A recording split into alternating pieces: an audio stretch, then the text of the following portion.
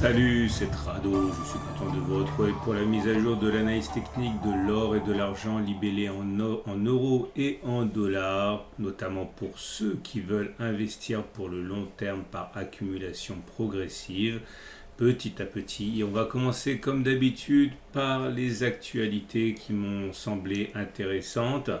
La première est vraiment très intéressante pour le coup, c'est le fait que nous avons d'or de la part des ETF aurifères, notamment que ce soit aux États-Unis ou en Europe. Et d'une manière loin d'être anecdotique, c'est Finbold, le site finbold.com qui en parle en anglais. Et il explique que voilà, depuis que les banques centrales ont annoncé qu'elles allaient durcir un petit peu la politique monétaire et que d'un autre côté les bourses continuent de se porter très bien, eh bien l'intérêt pour l'or décline. Les investisseurs considèrent que se protéger contre l'inflation n'est plus une priorité. La priorité, c'est la bourse et les marchés financiers. Et on assiste à donc des sorties de 25 tonnes pour le mois d'octobre, alors même, encore une fois, que les craintes inflationnistes sont toujours là.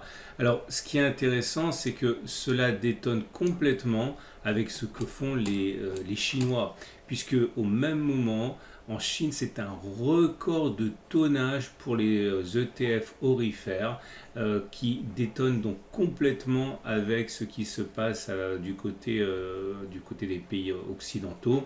Et ce qui est aussi intéressant, c'est de voir dans le détail ce qui se produit.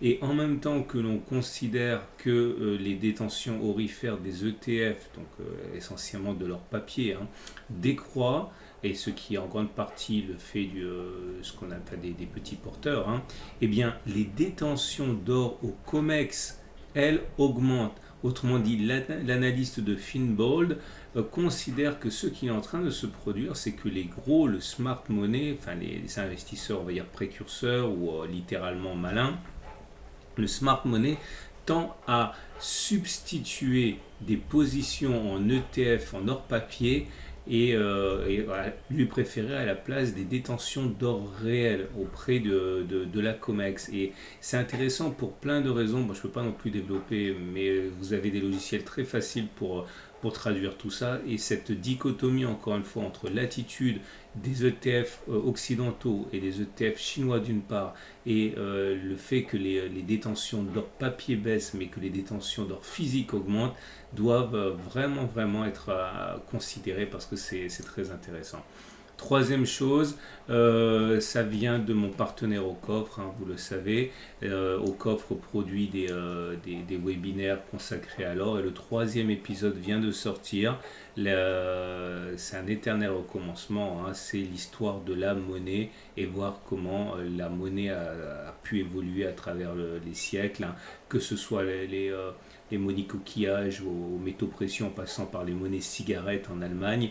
Bref, encore une fois, beaucoup d'informations très intéressantes à recueillir pour les passionnés d'or.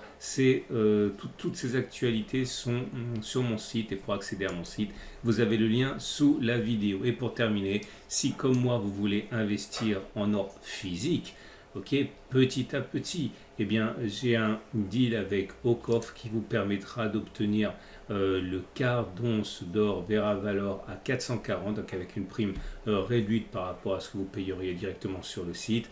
Et c'est LSP, ça veut dire que dans une pratique qui consiste à acheter régulièrement, eh bien les achats LSP vous épargnent les frais de garde, ce qui coûte normalement quand même assez cher, puisque ce sont des coffres ultra sécurisés en France ou à l'étranger. Voilà, on passe tout de suite à l'analyse technique de l'or. Et voici ce que donne l'or libellé en euros. On l'a vu à un moment intense d'émotion, c'était lors de la précédente vidéo. L'or en euros a cassé sa résistance 1560-1567.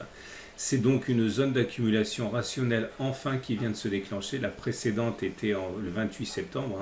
On a eu 3 contacts sur ce support 1480, un contact sur le support 1448, un autre sur le... Bon bref, vous voyez. Et en même temps qu'on a pu accumuler à vil prix au fur et à mesure de l'or, eh bien c'est une résistance qui casse maintenant. Nouvelle zone d'accumulation rationnelle pour ceux qui veulent investir petit à petit. La tendance donnée par la M200, la M50, la M20, la M7 est positive avec tendance de long terme, tendance de fond, tendance générale et tendance immédiate haussière. Pour l'or libellé en dollars, ça se joue maintenant comme vous pouvez le voir puisque la résistance est travaillée mais elle n'est pas encore cassée. Si on arrive à la casser, ça sera une zone d'accumulation rationnelle. Là aussi, il ne faut pas se précipiter. On a eu l'occasion de renforcer sur les 1724, 1734. Cassure 2834 donnerait donc zone d'accumulation rationnelle. Pour l'argent, c'est la même chose, mais en moins bien quand même, parce que même si la progression est réelle, on est toujours confiné sous une résistance, les 21, 3, 29. La tendance de long terme est baissière, on est en dessous de la M200 qui descend. Par contre, la tendance de fond, la tendance générale et la tendance immédiate sont haussières.